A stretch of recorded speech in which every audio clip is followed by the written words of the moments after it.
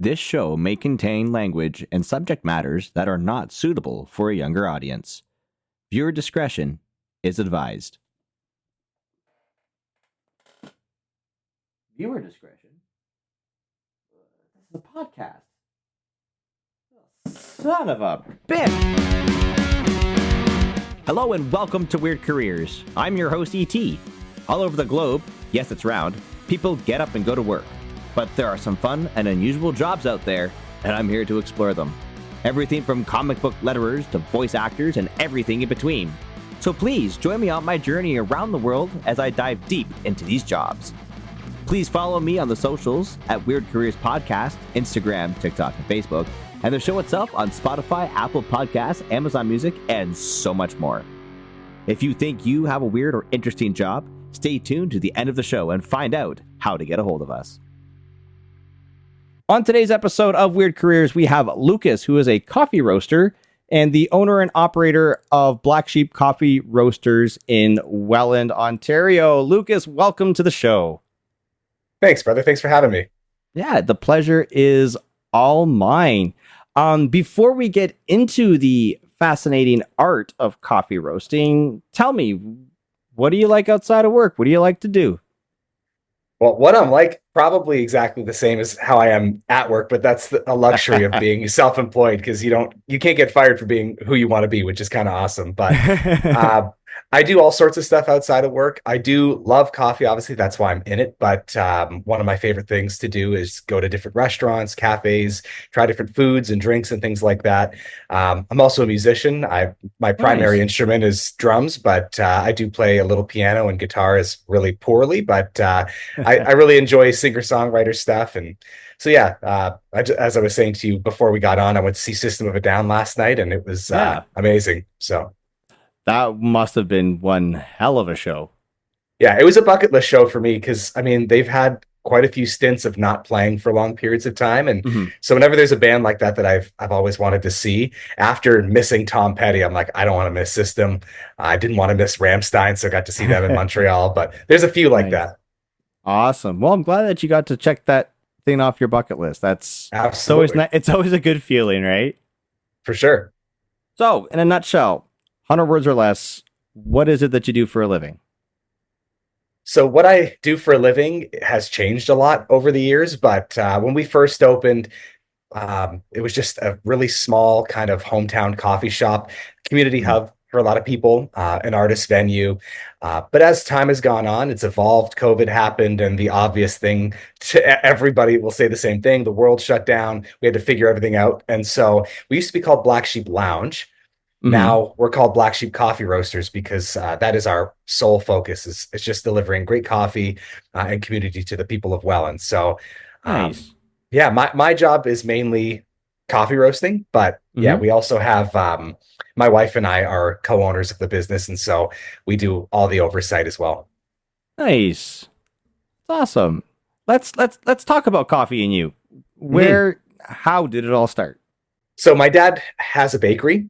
He started in 2002, his own shop, but he's been baking since he was 11. So he's going on 50 years this year of baking. Oh, wow. And so my brother and I grew up working in his bakery, working alongside him, but even before that, just visiting him at his place that he used to work at before he started his own. And my favorite memories, I'm Italian, and that's relevant because coffee is a big part of our culture. Absolutely. But so you've got this Italian coffee culture, family getting together, but then you also have this hard work kind of really disciplined work culture that my dad was very much into and still is. He's just a hard worker in general. My brother and I feel like our best times with our dad was always surrounded by coffee. And, you know, whenever he was working, taking a break, sitting at the loading dock, you know, your feet swinging off the end and drinking coffee, it was less about the drink and more about kind of that coming together. And, you know, especially when you're young, your dad is like Superman, right? And so having him at the same level as you always felt like a special moment. And I wanted to recreate these little moments in my life of closeness with people and conversation. And so when I was ready to open Black Sheep, it was less about the coffee and more about the coming together. And so I fell in love with coffee after falling in love with cafes. So it was interesting. I only became good at coffee after we started. Okay. Mhm. So as you were just saying, Black Sheep started as one location, the Black Sheep Lounge, and so how did it grow from there, and where how did it get to where it is now? So the biggest switch for us was roasting coffee, Hmm. because the first 3 years we were open, we were buying specialty grade coffee from a roaster in Cambridge, and Okay. they did an incredible job. And Graham, one of him and his wife are the owners. He became my coffee mentor, but really just a mentor in life. He was an incredible person, and unfortunately, recently passed away from ALS. But he really taught me everything there is to know about not just coffee, but running a cafe and the spirit of coffee and community. Introduced me to coffee origins. So I went to Nicaragua for the first time with him back in 2018. Wow. And so I was very fortunate to have somebody who is a mentor and literally taught me to become his competitor. We're clearly not. He's on a different Hmm. level than me, but it's still it takes a special kind of person to do that. So having this mentor in my life and then getting me into roasting. Roasting opened up doors to get Black Sheep into people's homes, into restaurants, into other cafes and department stores. And so that's really where the beginning of the growth happened, was not just selling off our own shelf, but selling off of other people's shelves. Hmm. And we ended up with this farm property out in Fenwick. During COVID, got very lucky. Hmm. Uh, Agricultural property kind of plummeted in its value. And Hmm. so my dad's dream was always to have property. So my dad, brother, and I, alongside our partners, and we decided it was time to make a change and try something new. And originally, we thought we were going to get kicked out of our Welland location once the buildings had sold, because we Oh needed to no. sell those buildings in order to afford this agricultural property. Oh, And okay. when we sold, to my surprise, the new landlord decided to keep us, which I was very happy about. But I'd already committed to opening this other location kind of just in case. Hmm. And it was a happy accident. So now we have two, but there's definitely zero plans to open more cafes. Um, when it comes to growth, we definitely want to grow, obviously, but in a way that's intelligent, where we can maintain whatever quality of life we have now, Hmm. but then also maximize the amount of money we can make, so that we can pay our staff a proper wage and have a good living for our family. But Hmm. I think the way to do that now is through e-commerce, selling our coffee online, direct to consumer. Hmm. People have been roasting coffee since the 15th century, and I can only imagine the changes in practices and technology over the centuries. From perforated pans in the 1400s to the first cylinder roaster with a crank in 1650 to instant coffee in the 1950s and home roasting in the 1970s. What kind of technology and practices are we looking at now in 2025? The interesting thing about coffee roasting is it actually hasn't changed that much since the 15th century. Okay. Essentially, coffee, in order to go from a raw agricultural product to what you're used to seeing on advertisements or in a grocery store as that kind of brown seed, is Hmm. essentially what a coffee bean is a seed, is really just dehydrating it mostly, and applying heat. So you can add heat in a number of different ways. There's air roasters, fluid bed roasters, there's electric heat roasters, and Hmm. the most common is a drum roaster or conventional roasters. And Hmm. those drum roasters are very similar to that hand crank style of roaster you were talking about in the question. Hmm. Um, Most drum roasters work with an indirect flame. So if you can picture a circle, um, off to one side of the circle where it's kind of overlapping a little bit, but not fully, you've got some heat indirectly being applied to the steel of a drum, and the coffee Okay. roasts on the inside. Now, it's gotten far more sophisticated in the way that we practice roasting, but Hmm. it's really, the principle remains the same. So yeah, there's far more sensors and data tracking software and things like that to make Hmm. our life easier and more predictable and consistent. But at the end of the day, the technology is fairly similar to how it was when we first started. It's adding heat to a seed until it's brown, and then you crush it, put some water on it, and drink it. Right on. That's interesting. Like with you see so much technology changing a lot of agriculture and how it's processed, how it's grown, cultivated, et cetera, et cetera. And yet coffee hasn't really changed, which is fascinating. I mean, if you think about how coffee is harvested, which for people that don't know, coffee is the seed of a fruit. And so you imagine one bean, there's actually two beans or seeds inside of each coffee cherry. On average, sometimes there's Hmm. one and sometimes there's three, but 90% of the time or more, it's going to be two seeds. Hmm. One tree on average is going to yield about one roasted pound of coffee per year. Okay. So if we're going through tens of thousands of pounds a year, we need tens of thousands of trees just to meet our demands at Black Sheep. And we are a tiny Hmm. baby roaster compared to some of these, you know, giant Yeah. megalodons out there, right? So um, the way we harvest coffee everywhere except for Brazil is by hand because coffee ripens at different speeds. So Okay. um, unlike grapes where you can go in with those big harvesters and shake the grapes off the tree, coffee, some of them will be green, some will be orange or pink, and some will be red or purple Hmm. because they're overripe. And so if you were to collect all of it, you've got some that's spoiled, you have some that's perfect, and some that's underripe. And so you only have to pick the ripe cherries one at a time into a basket, come back a couple weeks later and harvest the rest when those are ripe and keep doing that however many times it takes, depending on where in the world you are, the terroir, the elevation, everything. So it's a very crude and human extraction process. Hmm. And coffee is pretty much that from the beginning to the end of the chain, whether it's the growers, the producers, the harvesters, to the roasters like us, where it's still very much manual labor. Obviously, Hmm. not the same type of manual labor that it is for harvesting. Of And course. then at the barista side, the machines have gotten prettier. Hmm. They've become far more expensive and far more reliable. But at the end of the day, the same thing happens from 500 years ago to today as people walk Hmm. into a coffee shop. Uh, they have a coffee, they speak to somebody most likely, and then they Hmm. go on their way. The biggest change has been laptops in cafes. Oh It's yeah. like people that's changed coffee culture. And if without laptops, we wouldn't have as many regulars. Hmm. But I prefer, if I got to be really picky, that people came in and the main reason they come to Black Sheep is to have a conversation or connect with somebody on some Yes. level. Yeah. As somebody who has been to Black Sheep many, many, many times, I used to live Yeah. literally right down the street from you guys. I've never had a bad experience. I've That's great always to had a hear. friendly smile, great conversations every single time I've gone in. It's like I live down the street. You guys recognize me every time I go in. It's almost like coming home for coffee. Yeah, it's good to hear. I appreciate that. Thank you.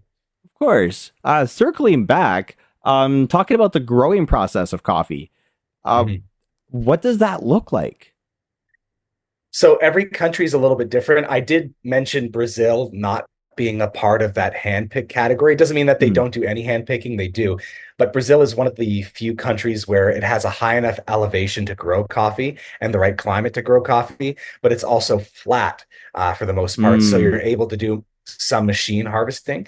But that's okay. why historically Brazil has had much lower quality coffee.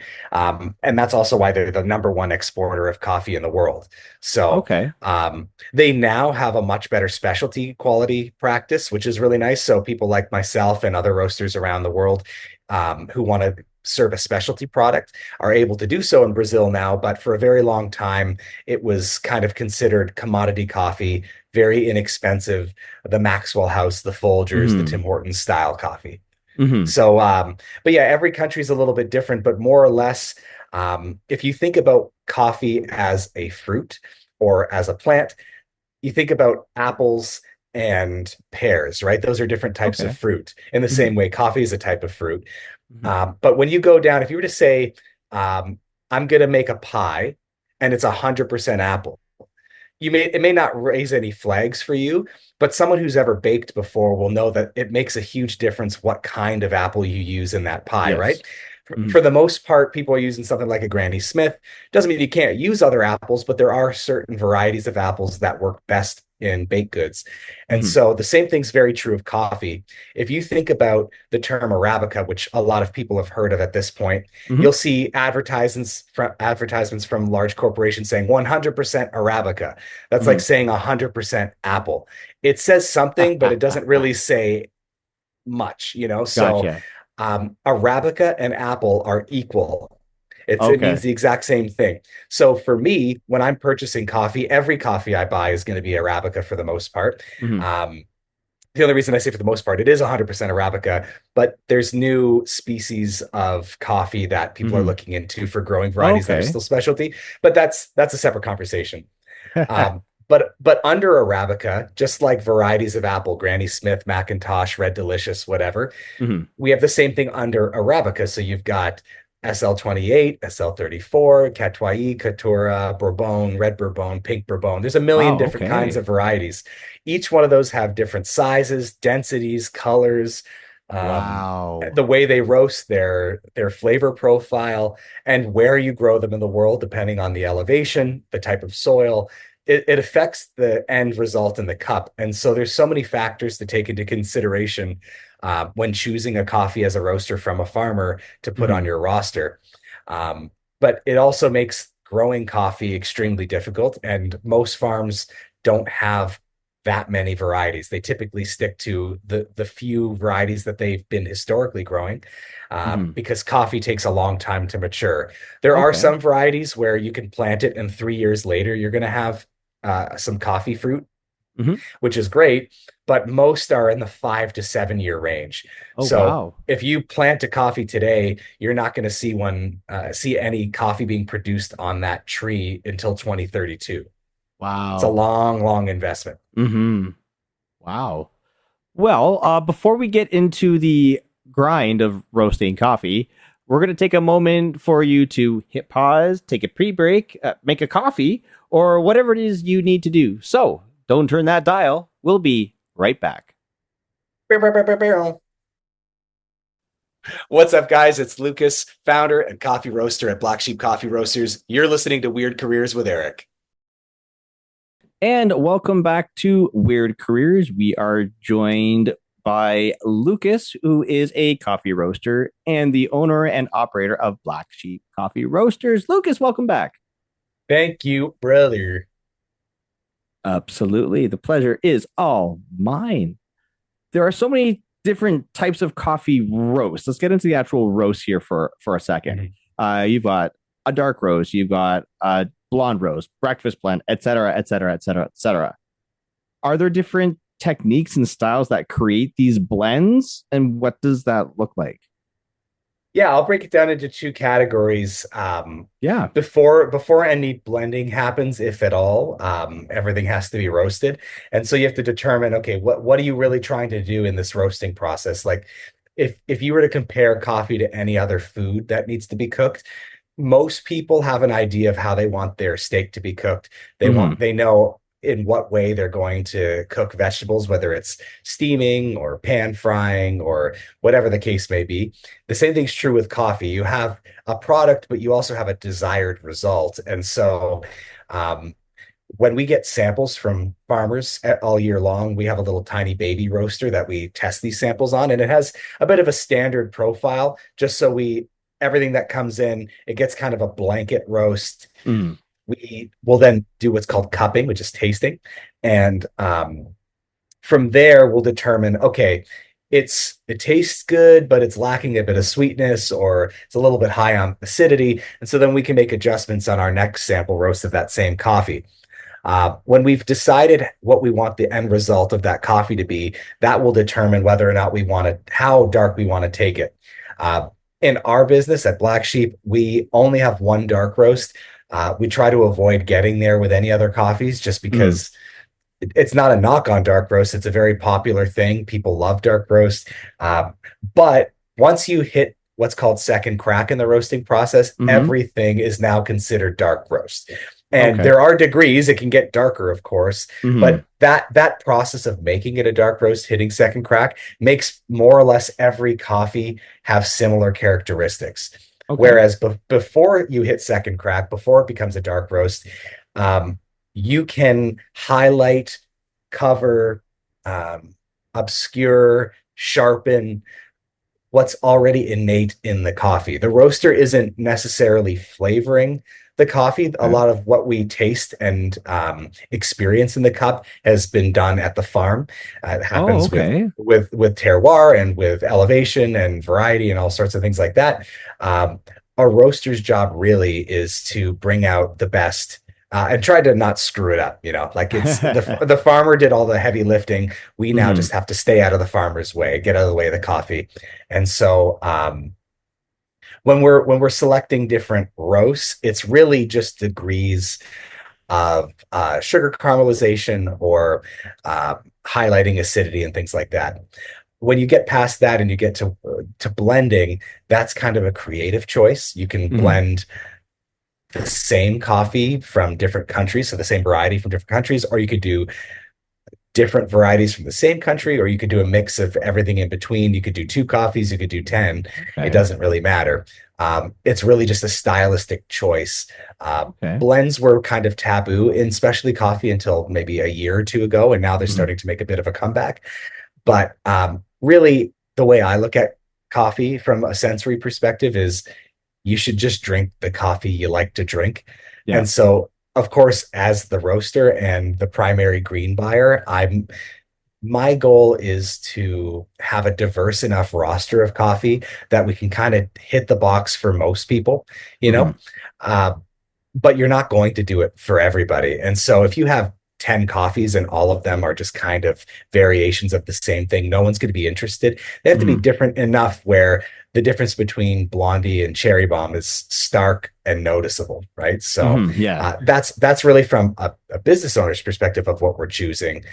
From a consumer's perspective, it's completely different. And most people, when they buy coffee, know what they want. Hmm. It's maybe less than 5% of coffee consumers are educated coffee consumers in the Hmm. sense of they're buying from a certain roaster because they want a specific origin or processing method or variety of coffee. I would say it's probably way less than 5%, but I'm just being generous. And so it's hard because everything you see online is from that 5% or less. Hmm. It's the people who are passionate, so they're the ones leading the conversation. And so what we try to do is balance um, being coffee professionals and being relevant in Hmm. specialty coffee with the reality, which is the vast majority of people who drink coffee don't really care Yeah. where it's from, who grew it, why they're growing it. Um, but to give that group of consumer a little bit more credit, anyone who's buying from someone like us or any other local, or not even local, just any small specialty roaster, is that they know that they like this coffee better. But it's not necessarily important that they know why. I think that it is, but Hmm. in their mind, they may not believe that. So, what's nice is we get them in the door with a higher quality product that they obviously enjoy. And Hmm. then as we establish relationships with these people, we can now give them a little bit more education if they're Okay. interested to Hmm. see how many layers of the onion you can actually unravel. Very nice. I like that aspect that you have that balance and that it promotes education. Yeah, absolutely. Um, Speaking a little bit more into education, during the break, we were talking about the process that goes into making a single cup of coffee. It's a lot more than we realize it is. So walk us through it. For sure. I mean, I touched on a couple of these things Hmm. in previous questions, but to make it really drawn out and paint a picture for everyone, Hmm. I was explaining to you during the break about why coffee I think is undervalued, and this is not coming from capitalist business owner that's trying to make as much money as possible. Let's just say I make the same amount of money regardless. Hmm. I think coffee should be at least twice the price at the consumer end, if not three times the price. Because if you think about any other craft beverage that you drink, if you Hmm. live in any major city and go to any bar and get a Negroni or an old fashioned or a Mai Tai or some sort of cocktail, it's going to run you a minimum of 16, 18, Yeah. $20, Hmm. right? And it's far less liquid. And most of these are being made in large, sterile kind of distilleries, wineries, breweries with Hmm. large manufacturing kind of processes, right? Now they all start the same way coffee starts as having raw ingredients coming from somewhere. Hmm. But in coffee's case, you've got millions of people around the world who live in what's called the coffee belt, who are Hmm. hand picking coffee. Um, and it's an all year preparation to make this happen, but harvesting is usually within a month and a half to 2 months, sometimes 3 months, depending on where in the world you are. Hmm. And then it's 3 to 5 weeks of processing. It's a month on a container ship from wherever it's coming from to North America. It stops in the States first. From there, it's distributed to Toronto, Montreal, Vancouver, Hmm. on transport trucks. Then it's left there until a roaster like me calls to release a few skids and have them delivered to Fenwick, where then I'm roasting it, I'm packaging it, I'm marketing Hmm. it, I'm brewing it, selling it, shipping it to you, and then you're making it. Like, if you really think about how exotic that beverage really is and how much work Hmm. goes into it, to think that it's $3 at our place, I think even that is too little. And we also were mentioning about wanting to value staff hire, but that's Hmm. true everywhere in the chain, right? Truck Hmm. drivers should get more, baristas should get more, farmers should get more, Hmm. but that money has to come from somewhere. So we're Hmm. stuck with $9 bottles of wine at the LCBO Yeah. and $3 cups of coffee at specialty shops. And I think it's changing. Um, but if we start looking at it as a luxury beverage and Hmm. buying only the highest quality and enjoying the coffee you like the most, instead of drinking, 3, 4, 5 crappy coffees a day, drink one or two of the ones you really love and enjoy it. I think it'll do a lot better for the whole chain. Yeah, absolutely. Um, Kind of staying on that track of sourcing beans, sourcing them and sourcing them ethically has become an important part of the coffee industry. What is the best way to source coffee beans, and how do you incorporate that into your standardized practice? It's a great question. It really is different for everybody. And I think the best way to do it ethically is just to have conversations with coffee producers wherever they Mm-hmm. are in the world. It's getting easier and easier to do it. When we started in coffee a decade ago, the person that I was buying roasted coffee from had some relationships Mm-hmm. with coffee farmers, of course. Mm-hmm. But now, like, the grandsons and granddaughters of coffee farmers who are coffee farm owners are like DMing us on Instagram saying, "Hey, this is my grandpa's farm. It was his dad's before that, and their dad's Oh, before that, wow. and we've been growing coffee in Chiapas in Mexico, or we've been doing it here in Mm-hmm. Honduras or in Ethiopia." And they're like, "We want to send you samples. Here's our story."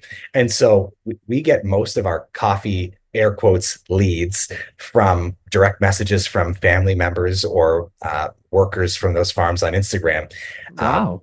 and so you don't get the whole story. You can't know everything. Sometimes they're major conglomerates that we're not aware of, and they're making a ton of money, and it's just another commercial operation like what we do or any other Mm-hmm. business does. But a lot of the time, that human to human connection, you can talk to them like, which coffees make the most sense for you to sell, where you're able to give back to your community enough in the way that it's of value to us so we can give back to our community. But it's, at the end of the day, business is business, right? And I think a lot of the people who are selling the coffee to roasters have a very similar mindset to the roasters and to the coffee shop owners and everybody else along the way in the coffee chain, which is, we want to sell something we're proud of to people Mm-hmm. who care what we do Mm-hmm. and make a good enough living that we're not struggling. So I think being transparent in our relationships and our intentions in the relationship are very important. Absolutely. Um, Looking at a bigger picture now, looking at, let's say, the differences between going to Tim Hortons for your daily coffee as opposed to going somewhere like Black Sheep. Obviously, Mhm. not just in quality and service, but how does it help your local economy as well as anything else? I know this may sound counterintuitive. I'm not anti Tim Hortons. I think Tim Hortons could, as a large entity, could probably do a lot more to help the coffee community back Mm-hmm. in coffee origin countries.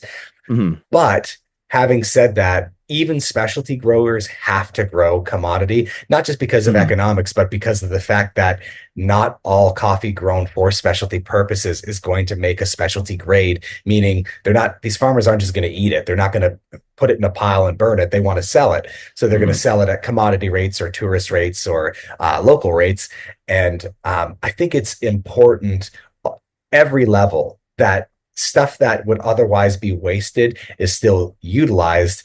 And I think even Tim Hortons, it's still going to benefit the local economy. I'm not trying to take away from us, but you get what you pay for. There, you're Mhm. going to get speed and convenience and distance from your home. There's so many Tim Hortonses, and there's only two Black Sheeps. There's obviously Mhm. lots of other really great local cafes and roasters as well, but there's so many fewer of us than there are of them. And so I think, uh, really, if you're thinking about contributing to your local economy, just support the places that you love locally. Even places like Tim Hortons, which I'll get a bagel from there, but uh, they're almost always locally owned, and their families supporting their kids. And a lot of the people that work there live in the same city, and they spend their money in the same city. So, I mean, as long as I think the worst thing you can do is just buy off a website from a company that has no roots in your community. So buying from any locally owned store is a good thing, and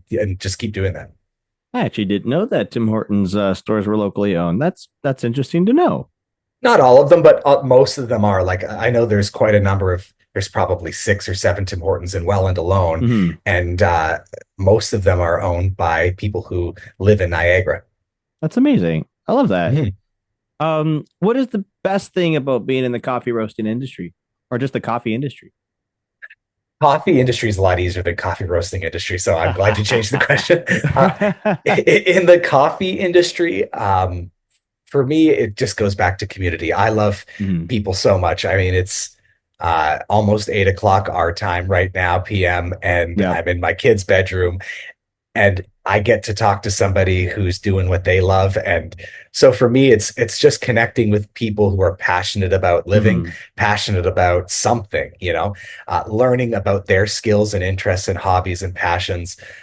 And coffee is the perfect conduit. That's why everybody's dream job is opening a coffee shop. I wish it was that easy and that simple.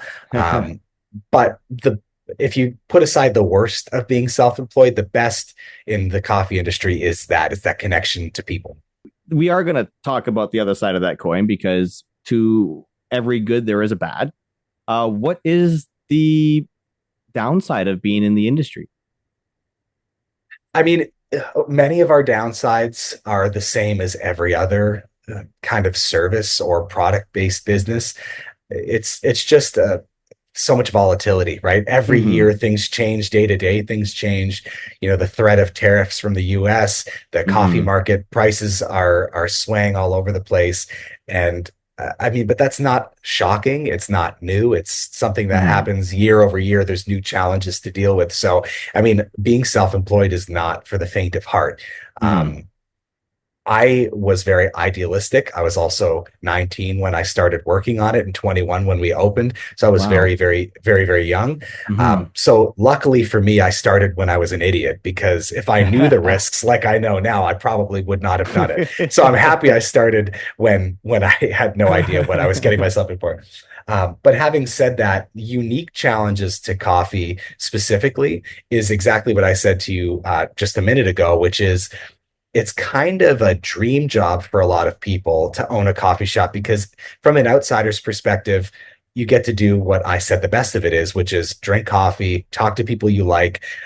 You become a staple in the community. Mm-hmm. People like you. They want to be a part of what you're doing in some way. And that's awesome. But that Mm-hmm. is a very, very small portion of what we do. And it's also a bit of a trap because Mm-hmm. if we weren't a coffee roaster, we would have gone broke by now. Welland Really? is a small city, Mm-hmm. and it requires volume. And so, because we're not a place, we don't have a drive-through, we don't Mm-hmm. have an extensive food menu, we don't have all sorts of like gimmicky drinks that a lot of the large corporations have to get people to come in from season over season. We're not giving away a Mazda, like we're uh, for us. it's not enough to sell 150 or 200 cups of coffee. Even at Hmm. $3, that's only $600. That barely covers payroll for the day. Yeah. So for us, roasting coffee is what keeps us alive. And Wow. a lot of people who open coffee shops, even if they're roasting, sometimes it takes having alcohol, sometimes it takes having food, but you sure as hell cannot open a coffee shop without a very serious plan and an understanding that the margins are razor thin. Like the latest statistic now of not even specialty, just coffee shops in general, which have typically better margins than specialty, is about 3 to 5% best case scenario. Wow. If you make $1 million, you take away 50,000. Yeah. Wow. So it's Wow. it's not the greatest industry to be in if you're really concerned about making a ton of money. It's an incredible lifestyle business once you've Hmm. become established, Hmm. but things happen, and it's out of your control, and you always have to be flexible and adapt. Right on. On that note, for somebody who is serious about really wanting to open a cafe, coffee shop, or get into coffee roasting, do you have any tips or advice for anybody wanting to do that? Absolutely. I'll never discourage anyone from doing what they want to do. I think the number one thing is just be very serious about it. I was not serious about it, and got very lucky for the first 5 years. And then COVID happened, and I could not any longer rely on luck. And so now, if I could tell 21-year-old Lucas something, as 31-year-old Lucas, I would say, have a plan and not like one of those, printed off the internet business plan kind of Hmm. forecasting. I'm talking dollars and cents, decimal point plans on Yeah. how much money do you really need to make this happen? And Hmm. not only just starting the dream, how do you maintain the dream? What do you anticipate your costs to be?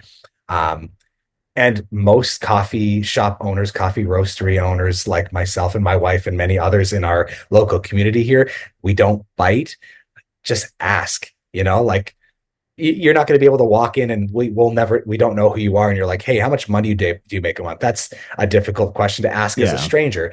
But, have a relationship, go into your local coffee shop, become friends with the staff, Yeah. ask them questions. They're going to be happy to answer them. I am too. Like it's not a secret. All of us specialty roasters and coffee shop owners in Niagara and beyond, we have a group chat on Instagram. Oh, We nice. talk, we share filters when we run out, we help each other with decaf when we run out, like whatever it is, we're there to support Amazing. each other because we understand that we're a very intertwined web. And Hmm. it was a lot harder for us to sell coffee, specialty coffee at a kind of a premium 10 years ago when we were the only people doing it, Hmm. right? But now that we're not, it's easier to sell it because everybody has one in their city now, Yeah. maybe, or if even if they don't have it in their city, like a place like Port Coburn, you Hmm. can you can drive 10 minutes and find one. So it's Exactly. not like you have to go all the way to Timbuktu anymore. I love that. We're moving on to a newer segment of our show that we have recently added in called listener cues. So Love it. people who love our show, listen to our show, um, write in and have questions for our guests.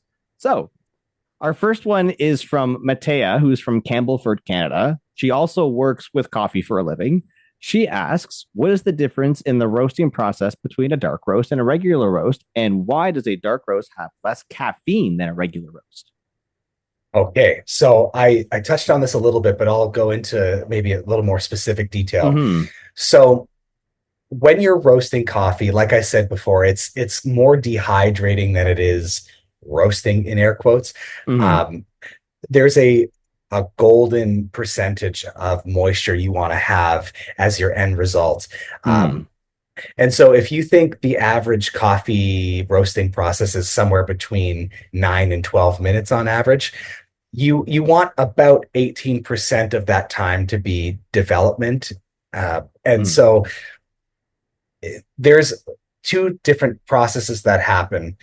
A lot of chemical reactions, molecules flying around, caramelization of sugars happen, all sorts of different things. But first and second crack, if you think about popcorn, when you put popcorn in the microwave, it's this really dense kernel that is difficult to break. It doesn't taste like anything if you put it in your mouth, but you put it in the microwave for a minute and a half, and 5 seconds after that minute and a half mark, everything's happening.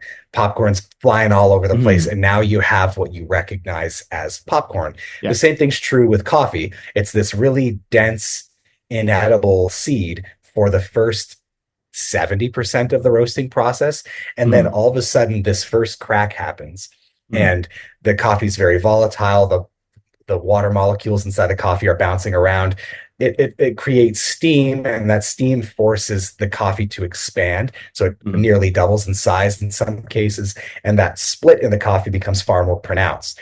Okay. Once it hits first crack, you can now grind the coffee, put some water on it, and drink it.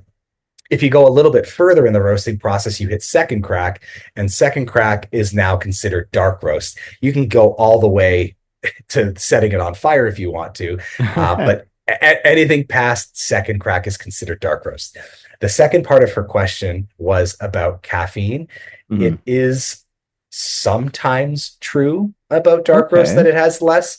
I'm not a scientist, so I'm not going to pretend I know what this means, but every coffee professional is in the same boat that I am, which is we've memorized and kind of regurgitate these fun facts about coffee and caffeine, but we don't really know the science behind it.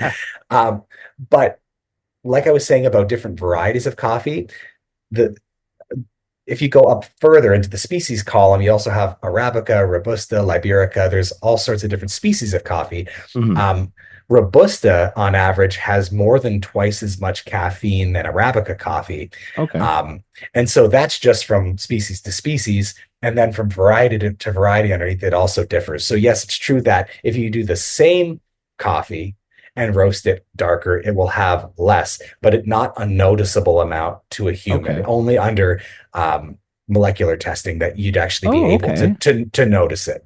Um, yeah, caffeine is an interesting thing. People are obsessed with it because coffee and caffeine have always gone together as kind of pick me up culture, Mhm. but it's a very unimportant part of specialty coffee kind of everyday thinking. Very cool. Our second question is from Kat, who is from Cambridge, Canada. What up, Asks, Cat? she asks, what roast of coffee has the highest caffeine content? Well, there you go. See, people love caffeine and coffee. Kat, since you're in Cambridge, you have to go to Monogram Coffee Roasters. It's on Ainsley Street in Galt, downtown Cambridge. It's the best place in the world. Go there if you haven't. I'm sure you have if you live in Cambridge. But anyway, what roast of coffee? It's difficult to answer that question because, like I said, it really is up to species, variety, altitude, roasting duration. So everything's different. If you're looking to have the highest caffeine impact in your body, and you go to a coffee shop to order something, really it's up to concentration, brew extraction, um, or volume, or the combination of the three. So if you have a very high concentrate coffee, meaning less water to coffee ratio, you're going to have far more caffeine in that per ounce. So if you took a cup of coffee and a shot of espresso, believe it or not, the coffee has more caffeine in it. But if you were to have 2 ounces of drip coffee and 2 ounces of espresso, the espresso is going to have more because of a smaller water to coffee ratio. So you just want to be stacking espressos essentially until you can get there, Gotcha. or snort the coffee, whatever floats your boat. Dev from Waterloo, Canada asks, what region of the world produces the highest quality or the best tasting coffee beans? Hmm. So there is an objective and a subjective answer to both of those questions. Okay. Um, Objectively, when it comes to coffee competitions, Panama has produced the highest quality coffee that has ever been recorded. Uh, Coffee is graded from 0 to 100 in most places, um, and anything over 80 on that scale is considered specialty. Okay. That those numbers have become far less important over the years. Mhm. There's new comprehensive ways of grading coffee, but as a good benchmark to determine what separates commodity from specialty. That's how it goes. And so Panama kind of falls into that category. Hmm. But having said that, I have had so much success with like Central and South American coffees. Um, I'm a big fan of Kenyan coffee and Hmm.